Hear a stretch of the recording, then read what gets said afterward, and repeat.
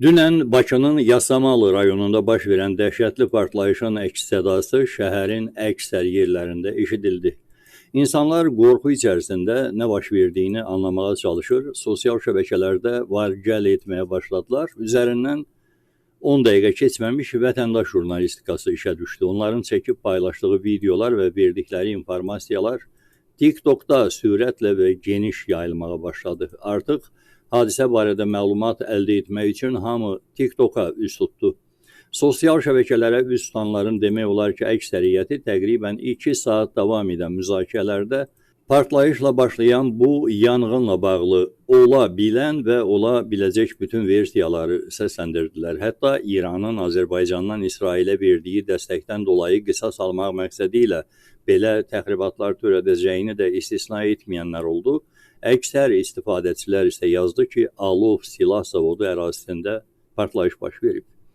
Çalışdım ki, hakimiyyət mediasından rəsmi xəbərləri əldə edim və məsələ barədə dedikoduya istinad etməyim. Nəhayət bir neçə saatdan sonra hakimiyyət mediası Müdafiə Sənayesi Nazirliyinin yarımçıq bir açıqlamasını yaydı. Qısa, konkret yazdılar ki, Alov zavodu ərazisində partlayış və yanğın baş verməyib. İnsanlar başladılar növbəti tapmacanı axtarmağa. Bir qədər sonra Fövqəladə Hallar Nazirliyinə istinadən xəbər yayıldı ki, Kinostudiya deyilən ərazinin yaxınlığında yanğın baş verməsi barədə məlumat daxil olub. Artıq bütün versiyalar səsləndirildikdən sonra nəhayət qərara gəldilər ki, Cəfər Cabbarlı adına Azərbaycan Film Kinostudiyasının ərazisində yanğınla müşayiət olunan partlayış baş verib.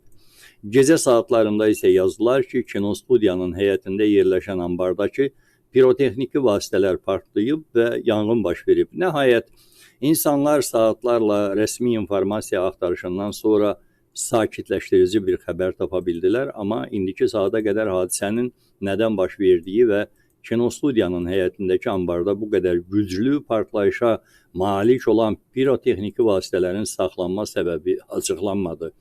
Belə vasitələrin orada saxlanması da başqa bir sualı yaradır. Bugün saat 12:07-də saytlar yazdı ki, araşdırma aparılır. Böyük bir zavod partlasaydı, bunlar aylarla araşdıracaqdılar deməli. Əsas narahatçılığım Azərbaycanın rəsmi strukturlarının və mediasının TikToka uduzmasıdır. Əgər bir vətəndaş rahatlıqla hadisənin videosunu çəkib yaya bilirsə, saatlarla mövzu ətrafında eşitdiyi və ya özünün mülahizəsi əsasında informasiya paylaşa bilirsə, bunun müqabilində Azərbaycanın rəsmi strukturları və mediası kiçik bir informasiyanı əldə edib dərhal yaya bilmirsə, bu həqiqətən də biabırçılıqdır. Mənim dediklərimdən sonra yəqin ki, çıxıb elə danışacaqlar ki, biz operativ hadisəni yaydıq və mahiyyəti çatdırdıq.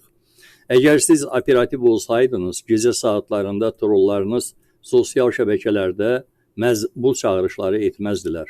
Partlayışla bağlı şayiələri, rəsmi olmayan, təşviş yaradan xəbərləri yalan tirajlamaq olmaz. 20 yanvar ətrafında partlayış baş verib, uyğun rəsmi qurumların ictimaiyyətlə əlaqələr sektoru hərəkətə keçənə qədər operativ TikTok qəhrəmanları gah Alov zavodunu partlatdılar, gah raket atdılar. Bütün bunlar yalandı. Çox həssas bir dönəmdir. Son dərəcə diqqətli olun, rəsmi olmayan informasiyaları paylaşmayın, təxribatlara və dezinformasiyalara inanmayın. Bunlar rəsmi uyarılar idi. Amma baş vermiş hadisənin səbəbi məlum deyil. Ən ümumi mülahizələr ola bilər, amma konkret olaraq öyrənə bilmədiyim səbəblər var hər halda, əgər əlbəttə bu Alov zavodu ilə bağlıdırsa.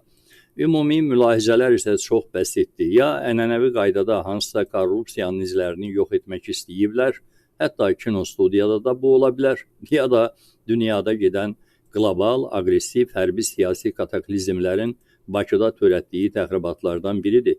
Çevrəmiz bir-birinə qənim kəsilmiş, elə Azərbaycana da qənim kəsilmiş tərəflərdir. Hətta içəridə də Azərbaycanlılara qənim kəsilmiş bir rejim var.